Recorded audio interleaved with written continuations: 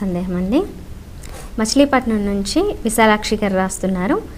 రామాయణం జరుగుతున్నప్పుడే వాల్మీకి రచించారా, జరిగాక రచించారా తెలియచేయగలరంటూ కోరుతున్నారు.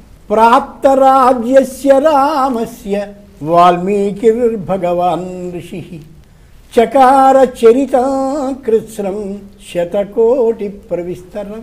ఇది శ్లోకం.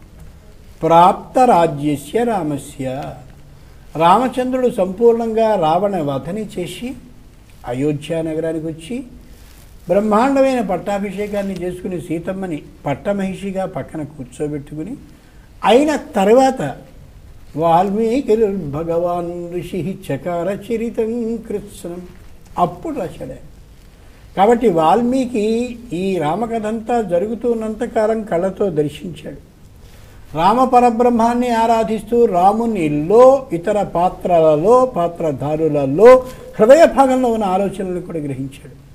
లోకంలో ఏదైనా వ్యక్తులు మన మధ్య తిరుగుతూ ఉన్నప్పుడు వాళ్ళందరినీ మనం పరామర్శిస్తూ పరిశీలిస్తూ ఉంటే వాళ్ళు చేసేటటువంటి పనులు మాత్రమే మన కళ్ళకు కనిపిస్తాయి తప్ప లో ఆలోచనలు తెలియవు. కానీ వాల్మీకి ఎంత గొప్పవాడు అంటే వాళ్ళకి సంబంధించిన బాహిర రహస్యాలు అంటే పైకి కనిపించే విశేషాలని చెప్పాడు.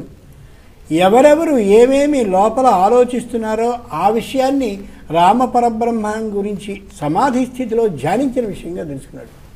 కాబట్టి పై విశేషాలని లో విశేషాలని మొత్తం రామాయణ పాత్రధారులైనటువంటి అందరి యొక్క విశేషాలని తెలియచేయగలిగినటువంటి శక్తిమంతుడు వాల్మీకి.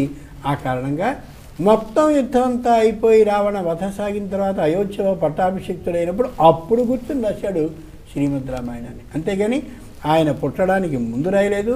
కథ జరుగుతున్న కాలంలో ఎప్పటికప్పుడు కథ అయిపోయినప్పుడు వార్తాపత్రికలో ఈరోజు వార్త అయిపోయింది ఇక్కడ దాకా అన్నట్టుగా ఏ రోజుగా ఆ రోజు అయింది పాపం రాసే అవసరం వాళ్ళకి లేదు. ఇంచేత మహానుభావులు వాళ్ళు ద్రష్టలు, చూడగలిగిన వాళ్ళు రాబోయే కాలాన్ని చూస్తారు, జరుగుతున్న కాలాన్ని గమనించగలరు, వెనుక జరిగింది ఏమిటో కూడా తెలుసుకోగలరు. అయినా మొత్తం అంతా అయిన తరువాత మాత్రమే రాశాడు వాల్మీకి మహర్షి. అదే ఆయనలో ఉండేటటువంటి శక్తి. రామాయణాన్ని రాయడం అనేటటువంటిది తపస్సుగా భావించాడు తప్ప మనందరం రాసేటటువంటి పుస్తకాలు రాసేసి అమ్మాయి అయిపోయింది బాబు ఇంకెవరికి అమ్ముకుందాం ఈ దృష్టి కాదు. లోకానికి అంతటికీ కూడా సంప్రదాయాన్ని, విద్యని, ధర్మాన్ని అన్నింటినీ చెప్పాలనే అభిప్రాయంతో రాసినటువంటి అమోఘమైన గ్రంథం శ్రీమద్ రామాయణం. ప్రత్యేక ధర్మ సందేహాలు కార్యక్రమంలో ఇప్పుడు మరో చిన్న విరామం.